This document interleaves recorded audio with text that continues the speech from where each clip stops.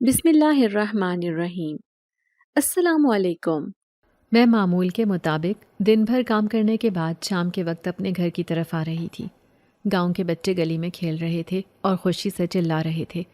میں ان کے پاس سے گزرنے لگی تو ایک بچی نے پکارا، حیا آپی، ہمارے ساتھ کھیلے نا، آپ ہمیشہ انکار کر دیتی ہیں۔ پھر میں نے اپنے تھکے ہوئے دل کو تھوڑا سکون دینے کا فیصلہ کیا اور کہا، ٹھیک ہے، آج میں تمہارے ساتھ کھیلوں گی۔ جب کھیل شروع ہوا تو ایک بچی کو ڈھونڈنے والا بنایا گیا، جبکہ باقی سب چھپنے کے لیے جگہ تلاش کرنے لگ گئے۔ میں نے سوچا کہ گاؤں میں کون سی جگہ سب سے انوکھی ہوگی جہاں کوئی نہ جا سکے۔ تبھی میری نظر گاؤں کے آخر میں موجود پرانی حویلی پر پڑی۔ حویلی کے بارے میں کئی ساری کہانیاں مشہور تھیں۔ کہا جاتا تھا کہ وہاں کچھ پراسرار مخلوق کا بسیرا ہے، لیکن مجھے یہ سب محض من گھڑت باتیں لگتی تھیں۔ مجھے لگا کہ وہاں چھپنے کا فیصلہ بہت زبردست ہوگا، کیونکہ کوئی بچہ وہاں جانے کی ہمت نہیں کرے گا۔ ہر کوئی ہی اس پرانی حویلی کے نام سے خوف کھاتا تھا، لیکن مجھے ان سب سنی سنائی باتوں پر رتی برابر یقین نہ تھا۔ اس لیے میں بغیر وقت ضائع کیے اس حویلی کی جانب چلی گئی۔ میں نے جلدی سے حویلی کے زنگالود دروازے کو دھکیلا تو وہ دروازہ چرچراتے ہوئے کھلا اور ایک عجیب سی بو میری ناک سے ٹکرائی۔ اندر کا ماحول بے حد پراسرار تھا۔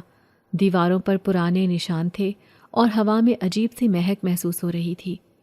میں نے آہستہ آہستہ قدم اٹھائے اور ایک بڑے کمرے میں پہنچ گئی۔ وہاں ایک پرانی میز، چند ٹوٹی ہوئی کرسیاں اور ایک زنگ آلود آئینہ پڑا ہوا تھا۔ حویلی کی خاموشی اس قدر گہری تھی کہ مجھے اپنے دل کی دھڑکن صاف سنائی دے رہی تھی۔ میں نے ایک کونے میں چھپنے کی جگہ ڈھونڈ لی، پھر میں خاموشی سے بیٹھی رہی، مگر اچانک مجھے یوں محسوس ہوا جیسے کوئی مجھے دیکھ رہا ہو۔ میں نے چاروں طرف دیکھا مگر وہاں کوئی نہیں تھا۔ پھر ہوا کا ایک جھونکا سا آیا اور آئینہ ہلکا سا چمکا۔ میں نے چونک کر آئینے کی طرف دیکھا۔ آئینے میں کچھ عجیب تھا، جیسے کسی کا سایہ نظر آیا ہو۔ یہ آخر کیا ہے؟ میں نے خود سے کہا اور ڈرتے ہوئے آئینے کے قریب گئی۔ آئینے میں سایہ مزید واضح ہونے لگا۔ وہ ایک لمبا سا ہیولا دکھائی دے رہا تھا، مگر اس کی آنکھیں بے حد پراسرار نیلے رنگ کی تھیں۔ میں نے ڈرتے ہوئے پیچھے ہٹنا چاہا مگر میرے قدم خوف کے مارے جیسے زمین پر جم گئے۔ پھر مجھے ایک بہت ہی بھاری آواز سنائی دی کہ کون ہو تم اور یہاں کیوں آئی ہو؟ میرا دل زور زور سے دھڑکنے لگا۔ میں نے ہکلاتے ہوئے کہا کہ میں تو بس کھیل کے دوران یہاں آ گئی ہوں، میں نے کچھ غلط نہیں کیا۔ اس ہیولے کی آواز پھر سے آئی، یہ جگہ کھیلنے کی نہیں ہے، یہ میری دنیا ہے اور یہاں کسی کو آنے کی اجازت نہیں، اور یہاں تو کوئی انسان قدم بھی نہیں رکھتا۔ میں نے ڈرتے ہوئے کہا کہ مجھے معاف کر دیں، میں آئندہ یہاں قدم بھی نہیں رکھوں گی، میں جا رہی ہوں یہاں سے۔ میرا اتنا کہنا تھا کہ اس ہیولے نے اپنی پراسرار آواز میں کہا، اب میں تمہیں کہیں نہیں جانے دوں گا، تمہیں اب میری ملکہ بننا ہوگا۔ اتنا کہہ کر وہ سایہ میری طرف بڑھنے لگا۔ حویلی کی ساری کھڑکیاں بجنے لگیں۔ میں خوف سے سفید پڑتی چلانے لگی تھی، مگر ایسا لگ رہا تھا جیسے میری آواز گلے میں کہیں دب گئی ہو۔ ڈرنے کی وجہ سے میرا پورا جسم نیلا پڑ گیا تھا۔ پھر دیکھتے ہی دیکھتے میں ہوش و خرد کھوتی چلی گئی۔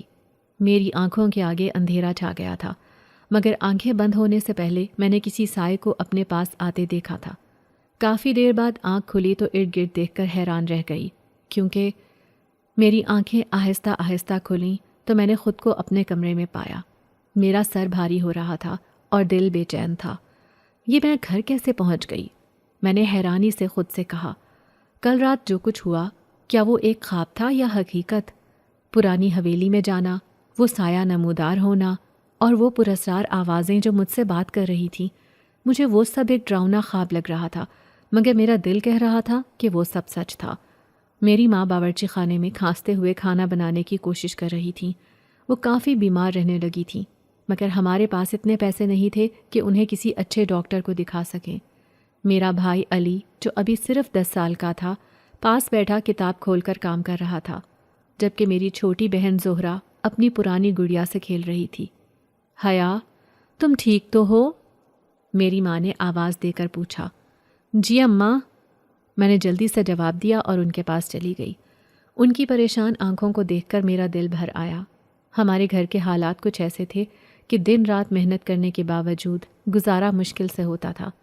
میں گاؤں کی عورتوں کے کپڑوں کی سلائی کرتی تھی اور اس کام کے بدلے معمولی رقم ملتی تھی۔ پھر دوپہر کے وقت میں اپنی سلائی مشین کے سامنے بیٹھی کپڑوں کی کٹائی میں مصروف تھی۔ میری آنکھوں کے سامنے ماضی کی یادیں گردش کرنے لگیں۔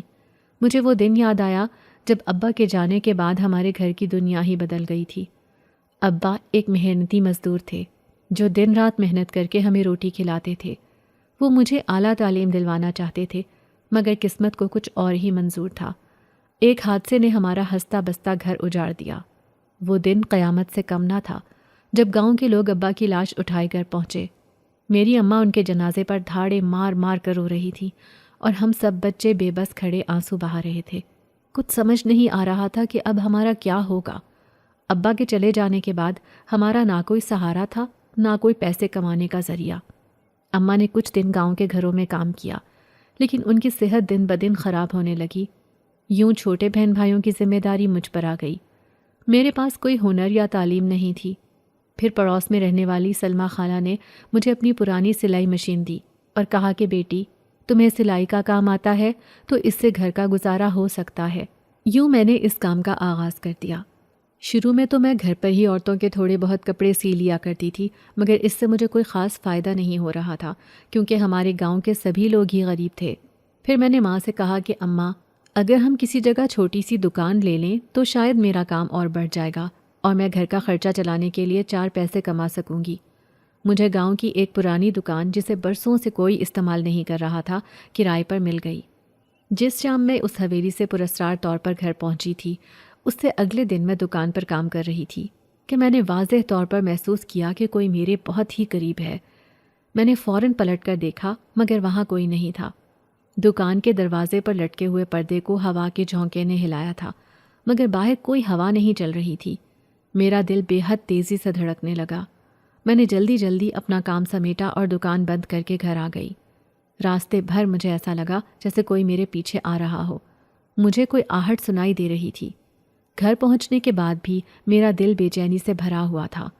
اماں نے حسب معمول پوچھا، حیا بیٹی، سب ٹھیک تو ہے نا؟ تو اتنی گھبرا کیوں رہی ہے؟ چہرہ بھی زرد ہو رہا ہے۔ میں نے جلدی سے اپنے چہرے پر مسکراہٹ سجائی اور کہا، جی اماں، سب ٹھیک ہے، بس دکان پر کام زیادہ تھا اس لیے میں بہت تھک گئی ہوں۔ مگر دل ہی دل میں جانتی تھی کہ کچھ ٹھیک نہیں تھا۔ رات کو میں نے تھکن کے باعث جلدی بستر میں لیٹ گئی۔ زہرا اور علی بھی اپنے بستروں پر گہری نیند سو رہے تھے اور اماں ایک طرف اپنی عبادت میں مصروف تھیں۔ میں لیٹ تو گئی مگر نیند میری آنکھوں سے کوسوں دور تھی۔ ہر بار جب آنکھیں بند کرتی تو دکان کے پردے کا ہلنا اور وہ عجیب آہٹ اور حویلی کے لمحات میرے ذہن میں آنے لگتے۔ اچانک مجھے ایسا لگا جیسے میرے کمرے میں کوئی آہستہ آہستہ چل رہا ہو۔ میں نے جلدی سے آنکھیں کھولیں مگر کمرے میں اندھیرا تھا اور ہر چیز اپنی جگہ پر تھی۔ میں نے دل کو تسلی دی کہ شاید یہ میرا وہم ہے اور دوبارہ آنکھیں بند کر لیں، لیکن دل کے کسی کونے میں ایک عجیب سا خوف موجود تھا۔ اگلے دن صبح میں جلدی اٹھ گئی۔ علی کو اسکول بھیجنے کے بعد میں نے جلدی جلدی ناشتہ کیا اور دکان پر جانے کے لیے تیار ہو گئی۔ دکان پہنچ کر میں نے حسب معمول سلائی مشین سنبھالی اور کام میں مصروف ہو گئی۔ کچھ دیر بعد جب میں ایک کپڑے کی کٹنگ کر رہی تھی تو مجھے محسوس ہوا کہ کوئی میرے قریب کھڑا مجھے دیکھ رہا ہے۔ مجھے کسی کا لمبا چوڑا سایہ دکھائی دے رہا تھا۔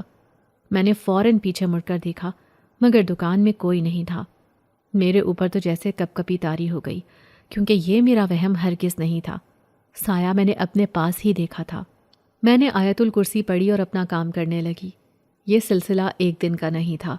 اگلے کئی دنوں تک مجھے ایسے ہی پراسرار واقعات کا سامنا کرنا پڑا۔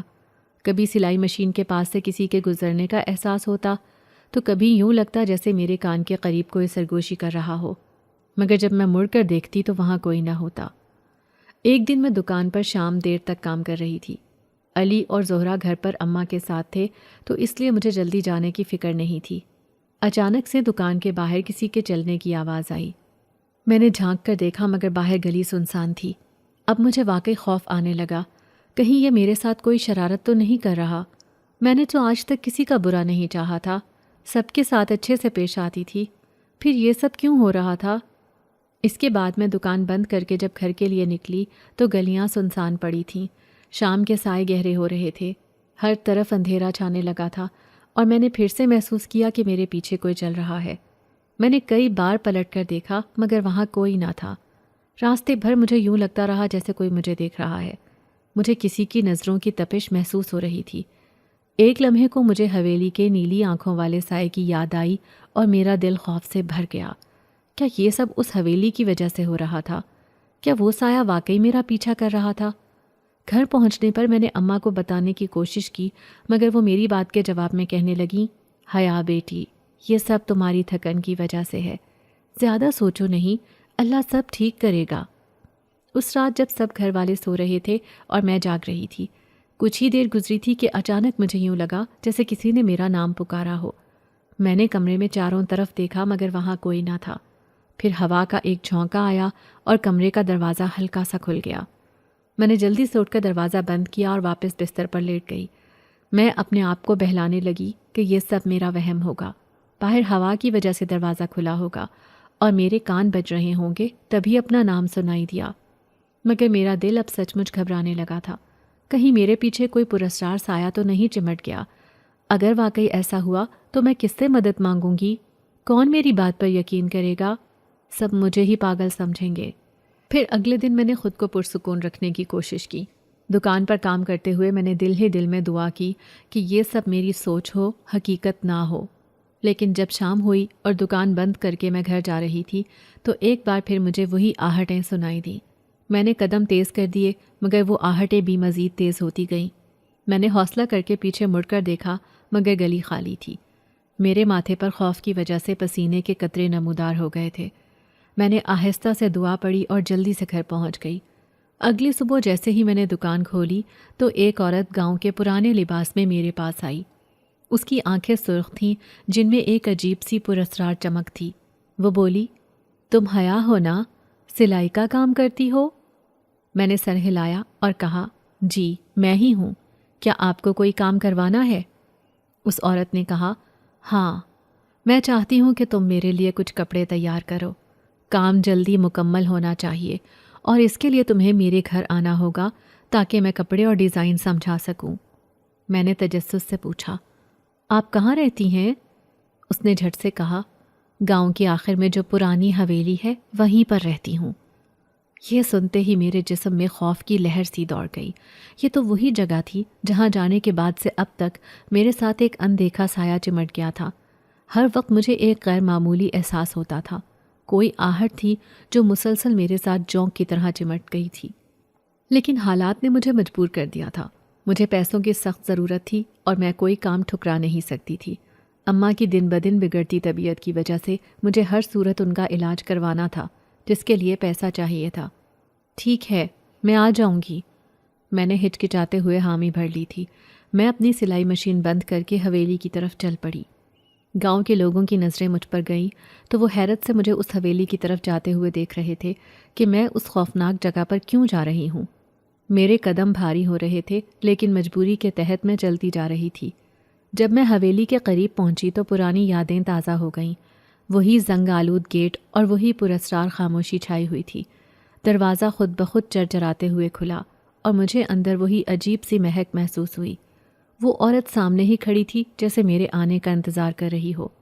اس نے مجھے اشارہ کیا اور کہا، آ جاؤ، اندر آ جاؤ اور کام شروع کرو۔ وہ عورت مجھے ایک بڑے کمرے میں لے گئی اور کپڑے اور ڈیزائن سمجھانا شروع کر دیا۔ اس نے کہا کہ یہ کام جلدی مکمل ہونا چاہیے اور تمہیں یہیں آ کر کرنا ہوگا، یہاں سے کپڑے باہر نہیں لے جا سکتے۔ میں نے حیران ہو کر پوچھا کہ ایسا کیوں بھلا؟ اس کے چہرے پر عجیب سی مسکراہٹ آئی۔ یہ میرا اصول ہے، تمہیں اس کی فکر نہیں کرنی چاہیے۔ میں خاموش ہو گئی اور کام کی تفصیلات سمجھنے لگی، لیکن دل کے کسی کونے میں خوف آنے لگا۔ اس کے بعد جب میں کام کرنے لگی تو مجھے بار بار ایسا محسوس ہوا کہ کوئی مجھے دیکھ رہا ہے۔ کمرے کی کھڑکیاں بند تھیں مگر پردے ہل رہے تھے۔ عورت کا رویہ بھی کافی عجیب تھا۔ وہ کبھی کبھار ایک کونے میں جا کر کھڑی ہو جاتی اور کسی سے سرگوشی کرتی ہوئی محسوس ہوتی، حالانکہ وہاں کوئی نہیں تھا۔ پھر وہ کس سے بات کرتی تھی؟ ایک دن میں نے حویلی کے ایک اور کمرے میں جانے کی کوشش کی تو وہ عورت فوراً میرے سامنے آ گئی۔ یہ کمرہ بند ہے، تمہیں یہاں جانے کی اجازت نہیں ہے۔ اس کی آواز میں بہت سختی تھی اور اس کے چہرے پر پراسرار تاثرات دکھائی دے رہے تھے۔ میں نے ڈرتے ہوئے حامی بھر لی تھی۔ پھر اگلے روز جب میں کام کے لیے پہنچی تو حویلی کے ماحول میں پہلے سے زیادہ وحشت محسوس ہوئی۔ میں کام میں مصروف تھی کہ اچانک مجھے یوں لگا جیسے کسی نے میرے بالوں کو چھوا ہو۔ میں نے فوراً پیچھے مڑ کر دیکھا لیکن وہاں کوئی نہیں تھا۔ میرے دل کی دھڑکن تیز ہو گئی۔ میں نے آیت الکرسی پڑھنا شروع کر دی اور کام میں مصروف ہونے کی کوشش کرنے لگی۔ گھر پہنچ کر میں نے اماں کو سب کچھ بتانے کی ہمت کی، مگر دل میں ڈر تھا کہ وہ میری بات پر یقین نہیں کریں گی، اسی لیے میں نے کچھ نہیں کہا۔ اگر انہوں نے مجھے وہاں کام کرنے سے منع کر دیا تو اس آرڈر کے پیسے نہیں ملنے تھے اور اماں کے علاج کے لیے مجھے ہر صورت یہ سب برداشت کرنا تھا۔ پھر اگلے روز جب میں کام کے لیے حویلی پہنچی تو عورت نے مجھ سے کہا کہ کام کے دوران اگر کچھ عجیب لگے تو نظر انداز کر دینا۔ یہ حویلی بہت پرانی ہے اور پرانی جگہوں پر اکثر کچھ نہ کچھ محسوس ہوتا رہتا ہے۔ میں نے حیرانی سے اس کی بات سنی مگر کچھ کہنے کی ہمت نہ ہوئی۔ اس کا مطلب واقعی یہاں پر کچھ پراسرار سائے موجود تھے۔ اس عورت نے مجھے سختی سے تنبیہ کی تھی کہ حویلی میں کام کے علاوہ ادھر ادھر بھٹکنے کی کوشش نہ کرنا ورنہ انجام ٹھیک نہیں ہوگا۔ میں خاموش ہو گئی تھی لیکن دل میں تجسس ہونے لگا کہ آخر اس حویلی میں ایسا کون سا راز تھا جو پوشیدہ ہے۔ یوں گھبراہٹ اور خوف کے باوجود میں نے حویلی میں کام کرنا جاری رکھا۔ اماں کی بگڑتی حالت اور پیسوں کی ضرورت نے مجھے اس جگہ کے عجیب ماحول کو نظر انداز کرنے پر مجبور کر دیا تھا۔ ہر گزرتے دن کے ساتھ یہ خوف بڑھتا جا رہا تھا کیونکہ اس حویلی میں کچھ ایسا تھا جو میرے جیسی معمولی انسان کی سمجھ سے باہر تھا۔ پھر میں شام کے قریب کام مکمل کر رہی تھی کہ حویلی کے اندر سے ایک ہلکی سی سرگوشی سنائی تھی۔ یہ آواز بہت مدھم تھی، جیسے کوئی بہت دور سے بول رہا ہو۔ میں نے کام چھوڑ کر دھیان دینے کی کوشش کی مگر کچھ واضح سنائی نہیں دیا۔ میں نے کمرے سے نکل کر خالی راہداری میں ڈرتے ہوئے آواز لگائی، کیا یہاں کوئی اور بھی ہے؟ میرے منہ سے بے ساختہ نکلا ہی تھا کہ ایک دم سے اس عورت کی غصے بھری آواز سنائی تھی، یہ کیا کر رہی ہو تم؟ جب میں نے کہا تھا کہ یہاں وہاں دندناتی مت پھیرنا، بس اپنے کام سے کام رکھو، تو تمہاری اتنی جرت کہ میری بات کے خلاف جاؤ؟ میں نے اس عورت سے کہا، مجھے بس کسی کی آواز آئی تھی تو میں وہی دیکھنے آ گئی تھی۔ پھر میں نے جیسے تیسے اس کو راضی کر لیا۔ اسی طرح ایک دن جب وہ عورت کام کے دوران کمرے سے باہر گئی ہوئی تھی تو میں نے موقع کا فائدہ اٹھانے کا سوچا۔ مجھے تجسس ہونے لگا کہ آخر اس کمرے میں ایسا کیا ہے جو وہ ہر وقت بند رہتا ہے اور کسی کو جانے کی اجازت بھی نہیں ہے۔ اب وہ کمرہ جس میں جانے سے مجھے سختی سے منع کیا گیا تھا میرے سامنے تھا۔ میرے دل میں تجسس اور خوف کا ملا جلا احساس تھا مگر میرے قدم خود بخود اس دروازے کی طرف بڑھ گئے۔ کمرے کا دروازہ ہلکا سا دھکا دینے پر کھل گیا۔ اندر کا منظر بہت عجیب تھا۔ دیواروں پر کسی عجیب سی زبان میں کچھ لکھا ہوا تھا جو مجھے ذرا سمجھ میں نہیں آ رہا تھا۔ کمرے کے بیچ میں ایک چٹائی بچھی ہوئی تھی اور اس پر سے کچھ جلنے کی بو آ رہی تھی، جیسے یہاں کسی قسم کا عمل ہوا ہو۔ یہ کیا کر رہی ہو؟ اس عورت کی آواز ایک دم سے مجھے اپنے پیچھے سے سنائی دی۔ میں بری طرح چونک گئی۔ اس کی آنکھوں میں غصہ اور خوف جمع تھا۔ میں نے تمہیں منع کیا تھا نا کہ یہاں مت آنا؟ میں نے خوف سے کانپتے ہوئے کہا، معاف کیجئے، میں بس ایسے ہی۔ میں نے جلدی سے وضاحت دینی چاہی مگر اس نے میری بات کاٹ دی۔ یہ جگہ تمہارے لیے نہیں ہے، اپنی حد میں رہو ورنہ انجام اچھا نہیں ہوگا۔ اس کے بعد اس عورت کا رویہ میرے ساتھ کافی سرد اور پراسرار ہو گیا تھا۔ وہ مجھے کہتی کہ جلدی کام ختم کر کے گھر چلی جاؤ۔ میں اسی طرح کام میں مصروف تھی جب مجھے اپنے کانوں میں کسی کی بھاری سرگوشی سنائی تھی، یہاں سے چلی جاؤ۔ میں نے خوف کے مارے آنکھیں بند کر لیں اور آیت الکرسی پڑھنی شروع کر دی۔ جب آنکھیں کھولیں تو وہ آہٹ اور سرگوشی آنا بند ہو گئی تھی۔ کچھ دن بعد میں نے حویلی کے صحن میں کام کرتے ہوئے واضح طور پر ایک سایہ دیکھا۔ یہ وہی نیلی آنکھوں والا سایہ تھا جو حویلی کے پہلے دن سے میرے ساتھ تھا۔ وہ سایہ میرے قریب آنے لگا مگر جیسے کسی دیوار نے اسے روک دیا ہو۔ اس کے بعد وہ سایہ آہستہ آہستہ غائب ہو گیا۔ مجھے ایسا لگا جیسے وہ جو کوئی بھی تھا وہ مجھ سے کچھ کہنا چاہتا تھا، مجھ سے مدد مانگنا چاہتا تھا۔ اس کی آنکھوں میں ایک بے بسی تھی، جیسے وہ کسی مشکل میں ہو لیکن بتا نہیں سکتا ہو۔ مختلف سوالات میرے ذہن میں گردش کرنے لگے تھے جن کا میرے پاس کوئی جواب نہیں تھا۔ ایک دن میں کام کر رہی تھی کہ مجھے کمرے کے باہر سے اس عورت کی آواز آ رہی تھی۔ وہ کسی سے بات کر رہی تھی مگر مجھے واضح سمجھ نہیں آیا۔ مجھے حیرت ہوئی کہ بھلا کون آیا ہوگا، یہاں آج سے پہلے تو کسی کو نہیں دیکھا تھا۔ میں جلدی سے اٹھی تاکہ دیکھ سکوں۔ باہر وہ عورت سنسان راہداری میں کھڑی تھی اور کسی سے بات کر رہی تھی مگر مجھے اس کی بات کی ذرا سمجھ نہ آئی کیونکہ وہ کسی دوسری انجان زبان میں بات کر رہی تھی۔ ایسا لگ رہا تھا جیسے وہ کوئی غیر انسانی زبان تھی، مگر وہ جو کوئی بھی تھا اس کی بھاری آواز سن کر مجھے خوف محسوس ہوا۔ میں نے ہمت کر کے پوچھا، آپ یہاں کیا کر رہی ہیں؟ اس عورت نے ایک جھٹکے سے پیچھے مڑ کر دیکھا تو میں خوف سے پیلی پڑ گئی، کیونکہ اس عورت کی آنکھوں کو دیکھ کر یوں لگ رہا تھا جیسے ان سے خون بہہ رہا ہو۔ وہ سرخ انگارہ ہو رہی تھی۔ ان کے ساتھ کوئی بھی نہیں تھا، وہ اکیلی وہاں کھڑی تھی۔ نہ جانے وہ کس اندیکھی مخلوق سے بات کر رہی تھی۔ اس نے مجھے چلاتے ہوئے کہا، اپنے کام سے کام رکھو لڑکی، ورنہ تمہارا جینا حرام کر کے رکھ دوں گی، چلی جاؤ یہاں سے۔ میرا دل اس عورت کی چنگھاڑتی آواز سن کر سوکھے پتے کی مانند لرزنے لگا تھا۔ میں بجلی کی سی تیزی سے وہاں سے بھاگی اور گھر روانہ ہو گئی۔ اگلے دن مجھے اس عورت نے کہا کہ آج تم نے یہ سارے کپڑے مجھے مکمل کر کے دینے ہیں، پھر چاہے دیر کیوں نہ ہو جائے۔ شام ہو چکی تھی جبکہ میرا کام ابھی باقی تھا۔ مجھے ہول اٹھ رہے تھے کہ اماں میرے لیے پریشان ہو رہی ہوں گی۔ اتنی دیر تو مجھے پہلے کبھی نہیں ہوئی تھی۔ میں آخر کار 7 بجے سارا کام ختم کرتے اٹھی اور اپنی دہاڑی لینے باہر صحن تک آئی، مگر وہ عورت کہیں دکھائی نہ دی۔ مجھے پہلے ہی گھر جانے کی جلدی تھی، اوپر سے یہ عورت اس سنسان حویلی میں نہ جانے کہاں چلی گئی تھی۔ آخر کار مجبور ہوتی میں اسی خالی راہداری کی طرف گئی جہاں پر وہ 2-3 کمرے تھے۔ پہلے 2 کمرے تو خالی تھے، ابھی اسی تیسرے بند کمرے تک گئی ہی تھی کہ اندر سے کسی کے ادھر سے ادھر چکر کاٹنے کی آواز آئی۔ مجھے ایسا لگا جیسے کوئی اندر موجود تھا۔ میں نے دیکھا تو اس کمرے پر باہر سے تالا لگا ہوا تھا۔ اس کا مطلب کوئی تو تھا جو یہاں تھا۔ ابھی میں دروازے کو کھٹکھٹا کر پوچھنے ہی لگی تھی کہ پیچھے سے اس عورت کی آواز آئی، یہ کیا کر رہی ہو تم لڑکی؟ دیکھ نہیں رہی کہ یہ کمرہ بند ہے؟ تو یہاں کیا لینے آئی ہو تم؟ میں نے گھبراتے ہوئے بتایا، ابھی میں نے کسی کی آہٹ سنی ہے، اس کمرے میں کوئی موجود ہے۔ میری بات سن کر وہ تیش سے بولی کہ یہ کیا بکواس کر رہی ہو؟ یہ کمرہ سالوں سے بند پڑا ہے، کوئی اس کمرے میں نہیں گیا، تو پھر بھلا یہاں کون ہو سکتا ہے؟ اس کے بعد میں اپنی دہاڑی لے کر گھر واپس آ گئی، مگر مجھے یقین ہو گیا تھا کہ ضرور دال میں کچھ تو کالا تھا، مگر میرے اندر کچھ کہنے کی ہمت نہیں تھی۔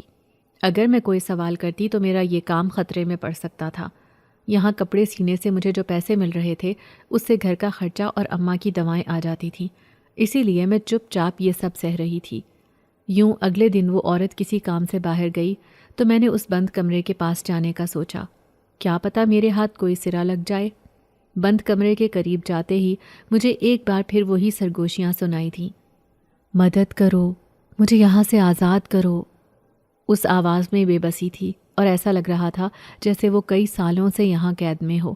مجھے وہ آواز کچھ جانی پہچانی لگ رہی تھی، ایسا لگا جیسے پہلے بھی اس بھاری سخت آواز کو سن چکی تھی۔ میرے ہاتھ کانپنے لگے، مگر میں نے ہمت کر کے دروازے کو چھونے کی کوشش کی۔ جیسے ہی میں نے دروازے کو چھوا، ایک عجیب سی بجلی کی لہر میرے جسم سے گزر گئی، مگر وہ دروازہ نہیں کھلا۔ پھر باہر سے اس عورت کے قدموں کی آہٹ سن کر میں جلدی سے کام میں لگ گئی، لیکن میں نے سوچ لیا تھا کہ اس راز کا پتہ لگا کر رہوں گی کہ آخر یہ کون ہے۔ میری فطرت میں تھا کہ کبھی کسی کو تکلیف میں نہیں دیکھ سکتی تھی، ہمیشہ مدد کرنا سیکھا تھا۔ اگلے دن اس عورت نے مجھ سے کہا کہ آج کام جلدی ختم کرنا ہوگا کیونکہ حویلی میں کچھ مہمان آنے والے ہیں۔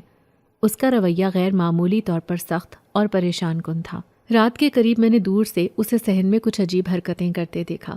وہ زمین پر ایک دائرہ کھینچ رہی تھی اور اس کے ارد گرد موم بتیاں رکھی ہوئی تھیں۔ اس کے ہاتھ میں ایک چھوٹا سا کانچ کا برتن تھا جس میں کوئی سیاہ رنگ کا پانی تھا۔ وہ کچھ پڑھ رہی تھی اور اس کی آواز میں ایک عجیب سی وحشت تھی۔ میں نے خوف کے مارے اسے دیکھنا بند کر دیا اور واپس اپنے کام میں لگ گئی۔ پھر اس عورت نے مجھے کہا کہ اب تم گھر جاؤ۔ میں اس بات میں سر ہلاتی حویلی سے نکلی تھی کہ 2 سیاہ لباس میں آدمی اس حویلی میں داخل ہونے لگے۔ ان کے چہرے سیاہ چوغا پہننے کی وجہ سے ڈھکے ہوئے تھے۔ وہ اندر بڑھ گئے تو میں سوچنے لگی کہ آخر یہ سب کیا ہو رہا تھا۔ وہ عورت تو ایسا لگتا تھا کہ صحن میں کوئی عمل کرنے کی تیاری کر رہی تھی۔ دائرے کے بیچ میں آگ لگا چکی تھی۔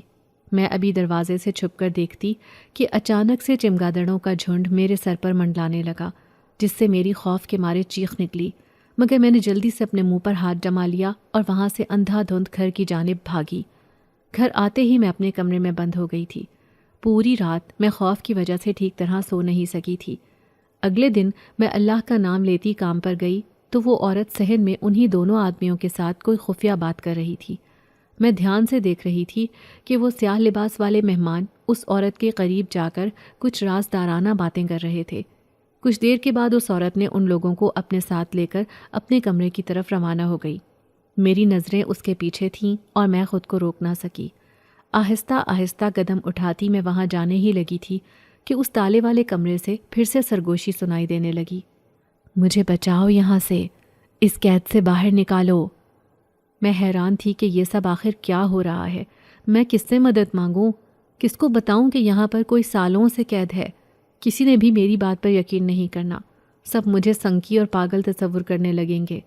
میں آخر کار اپنے کام میں لگ گئی تھی اور واپس جانے ہی لگی جب مجھے حویلی کے احاطے میں ایک بوڑھا شخص نظر آیا جو قدم بہ قدم چہل قدمی کر رہا تھا۔ اس کے چہرے پر ایک سکون کی جھلک تھی۔ اس شخص کا نام غلام حسین تھا اور وہ حویلی کا چوکیدار تھا۔ میں نے اسے پہلے کبھی اتنے دھیان سے نہیں دیکھا تھا، لیکن آج میری نظر اس پر کچھ عجیب طرح سے پڑی۔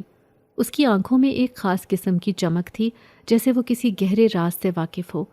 میں نے اس بوڑھے شخص کے قریب جا کر اس سے بات کرنے کا ارادہ کیا۔ میں جاننا چاہتی تھی کہ کیا غلام حسین اس حویلی کے بارے میں کچھ جانتا ہے، اور اگر وہ کچھ جانتا ہے تو کیا وہ میری مدد کرے گا۔ میں نے اس چوکیدار سے سلام دعا کے بعد پوچھا، آپ اس حویلی میں بہت عرصے سے کام کر رہے ہیں، کیا آپ کو کبھی یہاں کچھ عجیب باتیں نظر آئیں؟ غلام حسین نے گہری سانس لی، پھر آہستہ سے کہا، یہ حویلی بہت پرانی ہے بیٹا۔ اس کے در و دیوار میں کئی کہانیاں چھپی ہوئی ہیں، اور اس کے اندر کچھ ایسے راز ہیں جو بہت کم لوگوں کے علم میں ہیں۔ میرا دل دھڑکنے لگا اور میں نے اس بوڑھے چوکیدار کی باتوں کو غور سے سنا۔ میرا دل چاہ رہا تھا کہ میں مزید سوالات کروں، لیکن اس سے پہلے کہ میں کچھ پوچھتی، غلام حسین نے کہا، بیٹا، تم بہت نیک دل ہو اور تمہاری نیت صاف ہے، اس لیے میں تمہیں ایک بات بتا رہا ہوں، لیکن تمہیں اسے راز میں رکھنا ہوگا۔ میں نے جلدی سے کہا، جی بابا جی، آپ جو کچھ بھی بتائیں گے میں وعدہ کرتی ہوں کہ راز نہیں فاش کروں گی۔ غلام حسین نے اپنی بات جاری رکھی اور کہا، یہ عورت جو تمہیں کام دیا کرتی ہے، یہ کوئی عام عورت نہیں ہے۔ اس کا تعلق ایک پرانے جادوئی خاندان سے ہے۔ اس کے آباء و اجداد نے کئی دہائیوں تک سیاہ جادو کیا ہے، اور وہ ابھی بھی اس طاقت کا استعمال کر رہی ہے۔ وہ اور اس کے ساتھی بہت عرصے سے اس حویلی میں جادو کے عمل کر رہے ہیں۔ ان کا مقصد یہ ہے کہ وہ یہاں کی ساری طاقتیں حاصل کر لیں، جس کے بعد وہ شیطان کی نظر میں اچھے بن جائیں گے، اور وہ انعام کے طور پر ان کو شیطانی طاقتوں اور دولت سے مالا مال کر دے گا۔ میرا جسم کانپ اٹھا۔ میں یہ سب پہلے کبھی تصور بھی نہیں کر سکتی تھی۔ میں نے اس سے پوچھا، آپ تو چوکیدار ہیں، آپ نے ان لوگوں کو روکا کیوں نہیں؟ غلام حسین نے بے بسی سے بھری نظروں سے کہا، بیٹا، میری طاقت ان کے مقابلے میں کچھ بھی نہیں ہے۔ میں کئی سالوں سے یہاں ہوں اور میں نے ان کا کچا چٹھا دیکھ لیا ہے۔ ان کے جادو کی طاقت بہت زیادہ ہے، اور اگر میں نے کچھ کیا تو وہ مجھے بھی نقصان پہنچا سکتے ہیں۔ لیکن میں تمہیں یہی مشورہ دوں گا، تم ان سے دور رہو اور اپنے دل میں اللہ سے مدد مانگو۔ غلام حسین کی باتوں سے مجھے ایک نیا راستہ مل گیا۔ میں سمجھ گئی کہ وہ عورت اور اس کے ساتھی صرف جادوئی طاقتوں کے بل پر اس حویلی میں اپنے مقاصد کو پورا کرنے کی کوشش کر رہے ہیں۔ میں نے فیصلہ کیا کہ اب میں ان رازوں کو بے نقاب کروں گی، اور اس حویلی میں جو کچھ بھی ہو رہا تھا اس کو جان کر رہوں گی۔ میں نے اس چوکیدار سے پوچھا، بابا جی، مجھے بتائیں کہ میں اس معاملے میں کیا کر سکتی ہوں، کیسے یہ سب روکوں؟ اس چوکیدار نے بولا کہ تمہیں بہت احتیاط سے قدم اٹھانا ہوگا۔ ان لوگوں کے سامنے آنا تمہارے لیے خطرناک ہو سکتا ہے، لیکن اگر تم چاہتی ہو کہ ان کے جادو کا مقابلہ کرو تو تمہیں پہلے اس حویلی میں قید بندے کو نکالنا ہوگا۔ وہی تمہاری مدد کر سکتا ہے۔ وہ اس حویلی میں ہی ہے، مگر اس کی طاقتیں اس جادوگرنی نے اپنے وش میں کر رکھی ہیں۔ میں پھٹی آنکھوں سے اس چوکیدار کی بات سنے گئی۔ اس کا مطلب واقعی اس کمرے میں کوئی قید تھا۔ وہ عورت مجھ سے جھوٹ بول رہی تھی کہ یہ کمرہ سالوں سے بند ہے۔ اس نے ہی کسی کو قید کر رکھا تھا۔ میرے ذہن کے پردے پر وہ نیلی آنکھوں والا سایہ لہرایا جو پہلی مرتبہ دکھائی دیا تھا، جس نے مجھے اپنی ملکہ بنانے کو کہا تھا۔ کیا یہ وہی شخص ہے؟ میرے پورے جسم میں یہ سوچ کر ہی جھرجھری آ گئی تھی کہ کیسے اس انجان شخص کو اس قید سے باہر نکالوں۔ یہاں تو ہر وقت وہ جادوگرنی عورت میرے سر پر سائے کی طرح منڈلاتی رہتی تھی۔ چوکیدار کی باتوں نے میرے دل کو ایک عجیب سی کشمکش میں مبتلا کر دیا تھا۔ مجھے یقین ہو چکا تھا کہ حویلی کے اس بند کمرے میں کوئی قیدی موجود ہے، لیکن یہ سوچ کر میرا دل دہل رہا تھا کہ آخر وہ کون ہو سکتا ہے، اور اگر میں نے اسے آزاد کرنے کی کوشش کی تو کیا وہ واقعی میرا ساتھ دے گا، یا یہ سب میرے لیے اور بھی مشکلات پیدا کر دے گا؟ چوکیدار نے مجھے پریشان دیکھ کر کہا، بیٹی، میں جانتا ہوں کہ تمہارے دل میں خوف ہے، لیکن یاد رکھو سچائی اور نیکی کا راستہ ہمیشہ مشکل ہوتا ہے۔ اگر تم اس قیدی کو آزاد کرو گی تو وہی تمہاری مدد کرے گا اور اس حویلی کے شیطانی کھیل کو ختم کرنے میں تمہارے ساتھ ہوگا۔ میں نے ڈرتے ڈرتے پوچھا، بابا جی مجھے کیسے پتہ چلے گا کہ وہ شخص کون ہے اور میں اسے اس قید سے کیسے نکالوں؟ غلام حسین نے کہا، اس شخص کی حقیقت تمہیں صحیح وقت آنے پر پتہ چل جائے گی، ابھی اس کو آزاد کرنا زیادہ اہم ہے۔ سب سے پہلے اس کے کمرے کے تالے کو کھولنا ہوگا۔ اس تالے کے گرد اس عورت نے جادوئی عمل سے حصار بنایا ہوا ہے، تو تمہیں 3 مرتبہ سورج جن پڑھنی ہوگی، تب جا کر وہ تالا کھلے گا۔ مگر تمہیں یہ کام کل رات ہونے سے پہلے کرنا ہوگا، کیونکہ اماوس کی رات ہے، وہ اس رات جادوئی عمل کرتی ہے۔ تب تو اس کو معلوم ہو جائے گا کہ تم نے اس دروازے کو کھولا ہے، اس لیے تمہیں تیزی سے کام کرنا ہوگا اور اس قیدی کو اپنی مدد کے لیے تیار کرنا ہوگا۔ میں نے اس بات میں سر ہلایا اور دل میں پکا ارادہ کر لیا کہ میں یہ کام ضرور کروں گی، پھر چاہے کچھ بھی ہو جائے۔ اگلے دن میں نے دوپہر کو ہی کام مکمل کر لیا تھا۔ وہ جادوگرنی اور اس کے ساتھی کمرے میں بند کوئی عمل کرنے میں مصروف تھے۔ میں نے اپنے دل کو مضبوط کیا اور بند کمرے کی طرف بڑھنے لگی۔ میرے ہاتھوں میں ہلکی لرزش تھی، لیکن میرے ارادے مضبوط تھے۔ جیسے ہی میں کمرے کے قریب پہنچی تو مجھے دوبارہ وہی سرگوشی سنائی دی، مجھے بچاؤ، مجھے یہاں سے نکالو۔ میں نے بسم اللہ کہتے سورج جن 3 مرتبہ پڑھی تو تالا ایک جھٹکے سے کھل گیا۔ دروازہ دھیرے دھیرے چرچراتے ہوئے کھلنے لگا اور اندر کا منظر دیکھ کر میرے قدم تھم گئے تھے۔ کمرے کے اندر ایک اونچا لمبا سایہ نظر آیا۔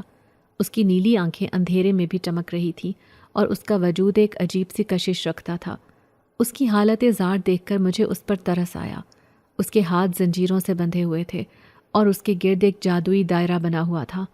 میں نے ڈرتے ہوئے پوچھا کہ تم کون ہو؟ اس نے آہستہ سے کہا کہ میں ایک قیدی ہوں جسے صدیوں سے یہاں قید رکھا گیا تھا۔ تم نے مجھے آزاد کر کے میری زندگی بچائی ہے، لیکن تمہیں معلوم نہیں کہ تم نے کیا خطرہ مول لے لیا ہے۔ وہ جادوگرنی اور اس کے ساتھی جلد ہی یہاں پہنچ جائیں گے۔ لیکن میں نے یہ سب تمہاری مدد کے لیے کیا ہے، اگر تم میری مدد نہیں کرو گے تو ہم دونوں ختم ہو جائیں گے۔ اس انجان شخص نے کہا، میں تمہارے ساتھ ہوں، بس مجھے ان زنجیروں سے آزاد کر دو۔ میں نے اللہ کا نام لیتے ان زنجیروں کو سورج جن پڑھ کر کھولا، کیونکہ وہ سب جادوئی زنجیریں تھیں۔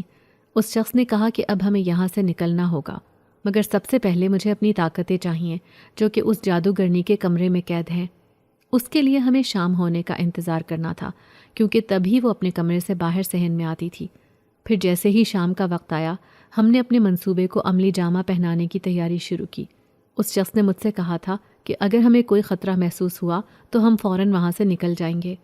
میرے دل کی دھڑکن خوف کے مارے تیز ہو رہی تھی۔ حویلی میں ایک عجیب سا سناٹا تھا، جیسے طوفان سے پہلے کی خاموشی ہو۔ ہم دونوں دبے قدموں جادوگرنی کے کمرے کی طرف بڑھے۔ جیسے ہی ہم دروازے کے قریب پہنچے تو ایک سرد ہوا کا جھونکا محسوس ہوا۔ اس شخص نے مجھے روک کر کہا کہ یہ دروازہ جادو کے حصار میں ہے، اسے توڑنے کے لیے ہمیں مل کر قرآن کی سورت جن مسلسل پڑھنی ہوگی۔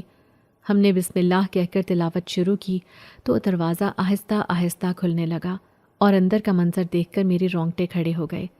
کمرے کے اندر ایک بڑا دائرہ بنایا گیا تھا، جس کے بیچ میں ایک شیشے کا مرتبان رکھا ہوا تھا۔ مرتبان کے اندر نیلی روشنی دکھائی دے رہی تھی۔ اس شخص نے تیزی سے اس کی طرف اشارہ کرتے ہوئے کہا، یہ میری طاقتیں ہیں۔ میں اس سے پوچھنا چاہتی تھی کہ آخر تم کون ہو اور یہ طاقتیں تمہارے پاس کہاں سے آئیں، مگر ڈر نے میرے ذہن کو بالکل معاف کر ڈالا تھا اور میری زبان پر جیسے تالا لگ گیا تھا۔ میں بس وہی کر رہی تھی جو وہ پراسرار شخصیت مجھ سے کرنے کو کہہ رہا تھا، مگر اتنا مجھے اندازہ ہو گیا تھا کہ وہ ایک نیک شخص تھا جو سالوں سے اس جادوگرنی کے ظلم کا شکار تھا۔ اب اس کی مدد کا وقت آیا تھا تو میں اپنے خوف کی وجہ سے ہار نہیں مان سکتی تھی۔ مجھے کچھ نہ کچھ ہمت جٹانی تھی تاکہ اس کالے جادو کرنے والی عورت کا جڑ سے خاتمہ ہو سکے۔ میں نے خوفزدہ ہوتے ہوئے پوچھا، یہ مرتبان کیسے کھلے گا؟ اس شخص نے کہا کہ اس پر جادوگرنی کے جادو کا اثر ہے، لیکن میں اسے توڑ سکتا ہوں۔ تم میرے ساتھ رہو اور قرآن کی آیات پڑھتی رہو، یہ ہمارے لیے تحفظ کا کام کریں گی۔ اس نے مرتبان کے قریب جا کر کچھ پڑھنا شروع کر دیا، وہ جو کہ کوئی دوسری ہی زبان تھی۔ اچانک حویلی کے ایک کونے سے جادوگرنی کی گرجدار آواز گونجی، تم نے بہت بڑی غلطی کی ہے۔ میرا دل دہل گیا تھا۔ اس کا مطلب جادوگرنی کو معلوم ہو چکا تھا کہ ہم نے اس کے کمرے میں قدم رکھا ہے۔ اس کی آواز کے ساتھ ہی پورے کمرے میں ایک عجیب سا شور ہونے لگا تھا۔ میں نے اس شخص کو تیزی سے کام لینے کا کہا کیونکہ مجھے بہت زیادہ ڈر لگ رہا تھا۔ اگر اس پراسرار شخص کو اس کی طاقتیں نہ ملیں اور اس جادوگرنی نے ہمیں پھر سے پکڑ لیا تو اس مرتبہ وہ اس شخص کے ساتھ ساتھ مجھے بھی جان سے مار ڈالے گی، کیونکہ اس صفاک عورت سے کسی بھی قسم کے رحم کی امید نہیں کی جا سکتی تھی، جو طاقت اور دولت حاصل کرنے کی ہوس میں اندھی ہو چکی تھی، جس کو اپنے آگے کچھ بھی دکھائی نہیں دیتا تھا۔ کچھ ہی دیر بعد وہ پراسرار شخص وہ منتر پڑھتے ہی جب خاموش ہوا تو ایک زوردار دھماکے سے وہ مرتبان ٹوٹ گیا اور وہ نیلی روشنی اس شخص کو مل گئی، جس کے بعد اس کی نیلی آنکھوں میں ایک چمک آ گئی تھی۔ اس کے بعد اس نے کہا کہ ہمیں فوراً یہاں سے نکلنا ہوگا۔ ہم نے تیزی سے کمرے سے باہر قدم رکھا، لیکن جادوگرنی پہلے ہی اپنے ساتھیوں کے ساتھ صحن میں موجود تھی۔ اس کی آنکھوں میں غصے کی سرخی چھائی ہوئی تھی اور وہ بلند آواز میں کچھ منتر پڑھ رہی تھی۔ تم نے میرے ساتھ دھوکہ کیا ہے حیا، وہ چیخی۔ میں نے خوفزدہ ہو کر پیچھے دیکھا، لیکن اس شخص نے میرا ہاتھ پکڑ لیا اور کہا کہ اس کی باتوں پر دھیان مت دو، بس بھاگو۔ ہم دونوں تیزی سے حویلی کے پچھلے دروازے کی طرف بڑھے۔ جادوگرنی اور اس کے ساتھی ہمارا پیچھا کر رہے تھے۔ پورے صحن میں عجیب و غریب سائے نظر آ رہے تھے اور ہوا میں ایک عجیب سی بدبو پھیل گئی تھی۔ اس آدمی نے اپنی طاقتوں کا استعمال کرتے ہوئے ہمارے گرد ایک حفاظتی حصار بنایا، جس سے جادوگرنی کے حملے کچھ دیر کے لیے رک گئے، مگر اس نے کہا کہ یہ حصار زیادہ دیر تک نہیں چلے گا، ہمیں جلدی کرنی ہوگی۔ کافی محنت کے بعد آخر کار ہم حویلی کے پچھلے دروازے سے نکلنے میں کامیاب ہو گئے تھے۔ باہر کی دنیا میں آ کر میں نے ایک گہری سانس لی، لیکن میرا دل اب بھی تیزی کے ساتھ دھڑک رہا تھا۔ میں نے اس آدمی سے پوچھا کہ اب ہم کیا کریں گے؟ اس نے مجھے کہا کہ گھبراؤ مت، اب میں تمہارے ساتھ ہوں۔ ہم مل کر اس شیطانی عورت کو ناکام بنائیں گے اور اس کو جلا کر بھسم کر دیں گے۔ حویلی کے اندر سے جادوگرنی کی چیخیں اب بھی سنائی دے رہی تھیں۔ اس نے قسم کھائی تھی کہ وہ مجھے اور اس آدمی کو ختم کر دے گی۔ میں نے ایک لمحے کے لیے سوچا کہ یہ میں کس مصیبت میں پھنس گئی ہوں، لیکن پھر میں نے دل میں اللہ کا شکر ادا کیا کہ کم از کم اب میں اکیلی نہیں تھی۔ اس شخص نے مجھے تسلی دی کہ ڈرو مت، اب وقت ہے کہ ہم اپنے منصوبے پر عمل کریں۔ اس کی طاقت ختم کرنی ہوگی اور اس کے لیے ہمیں کچھ خاص چیزیں جمع کرنی ہوں گی۔ میں نے اس سے پوچھا کہ کیسی چیزیں؟ اس نے کہا کہ بتاتا ہوں، پہلے تم میرے ساتھ یہاں جنگل میں آؤ۔ ہم نے حویلی سے دور ایک چھوٹے سے جنگل میں پناہ لی تھی۔ اس شخص نے مجھے کہا کہ اس جادوگرنی کو ختم کرنے کے لیے ہمیں اس کے جادوئی خزانے کو برباد کرنا ہوگا، جس میں اس کی ساری طاقت ہے، لیکن یہ آسان نہیں ہوگا، تمہیں ہمت سے کام لینا ہوگا۔ میں نے پوچھا کہ وہ خزانہ کہاں پر ہے؟ تو اس نے بتایا کہ وہ حویلی کے تہہ خانے میں ہے، جہاں پر اس نے اپنی ساری جادوئی طاقتیں چھپا کر رکھی ہیں، ہمیں وہاں جا کر وہ سب ختم کرنا ہوگا۔ میں نے خوف سے کانپتے ہوئے بولا کہ وہاں اس حویلی میں جانا تو خطرے سے خالی نہیں ہے، ہم کیسے وہاں جائیں گے؟ اگر ہم نے ادھر قدم بھی رکھا تو وہ ہمیں اپنی جادوئی عمل سے مار ڈالے گی۔ اس شخص نے کہا کہ ابھی تم مجھے جانتی نہیں ہو، میرے پاس کتنی طاقت ہے، بس اللہ پر یقین رکھو، وہ ہماری مدد کرے گا۔ میں نے اس سے پوچھا کہ آخر تم ہو کون اور ایسے کیسے اس طاقتور جادوگرنی کا مقابلہ کر سکتے ہو؟ تو اس نے کہا کہ میں جنات کے ایک بہت بڑے قبیلے کا سردار شہنشاہ جنات ہوں، میرے پاس ایک حل ہے اس جادوگرنی سے بچنے کا، اگر تم راضی ہو تو۔ میں بہت خوفزدہ ہوئی اس کی حقیقت جان کر، مگر وہ ایک ہمدرد مخلوق تھی، اس لیے اس کی بات سن کر کہا کہ میں راضی ہوں، بتاؤ کیا کرنا ہوگا۔ اس نے کہا کہ اگر تم مجھ سے شادی کر لو تو میری طاقتیں بے تحاشا بڑھ جائیں گی، اس کے بعد وہ جادوگرنی چاہ کر بھی ہمیں نقصان نہیں پہنچا سکے گی، اور ہم اس حویلی کے تہہ خانے میں جا کر اس کی ساری طاقتیں تباہ و برباد کر دیں گے۔ میں نے اپنے رب پر بھروسہ کرتے حامی بھری تو اس جنزات نے چوکیدار غلام حسین کی مدد سے مجھ سے نکاح کر لیا۔ نکاح کے بعد وہ پوری رات بیٹھ کر عمل کرتا رہا تھا، اس کے ساتھ میں بھی بیٹھ کر کلام پاک کی تلاوت کرتی رہی۔ عمل ہوتے ہی اگلے دن اس جنزات کو وہ سب پراسرار قوتیں مل گئیں۔ ہم حویلی کے پچھلے دروازے سے ہی اس تہہ خانے میں پہنچے اور اس جادوگرنی کو خبر بھی نہ ہوئی۔ اندر کا ماحول عجیب سا تھا، ہر طرف ایک بھاری پن محسوس ہو رہا تھا، جیسے یہ جگہ کسی بری طاقت سے بھری ہو۔ ہم دبے قدموں تہہ خانے کی طرف بڑھے۔ تہہ خانے کے دروازے پر ایک مضبوط تالا لگا ہوا تھا، جس پر جادوگرنی کے جادو کا اثر تھا۔ اس کو جن ذات نے ایک جھٹکے سے توڑ ڈالا۔ دروازہ کھولتے ہی ہمارے سامنے ایک بڑا کمرہ تھا، جس میں جادوگرنی کے مرتبان رکھے ہوئے تھے۔ اس نے کہا کہ ہمیں یہ سب کچھ توڑنا ہوگا، تبھی اس کی طاقتیں ختم ہو سکیں گی۔ آخر کار جن ذات نے سب مرتبان توڑ کر جادوگرنی کو ختم کر دیا۔ اس کے ساتھی خوفزدہ ہو کر بھاگ گئے۔ جادوگرنی کے ختم ہوتے ہی اس کی شیطانی طاقتیں بھی ختم ہو گئیں۔ جب سب کچھ ختم ہو گیا تو حویلی میں ایک عجیب سا سکون چھا گیا۔ میں نے اللہ کا شکر ادا کیا کہ اس شیطانی عورت سے چھٹکارا حاصل ہو گیا تھا۔ اس کے بعد اس جنزاد نے کہا کہ اب تم اپنے گھر والوں کو یہاں اس حویلی میں لے آؤ، یہ جگہ اب سے تمہاری ہے، تم یہاں کی اور میرے دل کی ملکہ ہو۔ میں وعدہ کرتا ہوں کہ ہمیشہ تمہیں خوش رکھوں گا۔ جتنی تکلیفیں تم نے دیکھی ہیں اب سے وہ سب ختم ہو جائیں گی۔ میں اس جنزاد کی بات سن کر خوش اور پرسکون ہو گئی تھی۔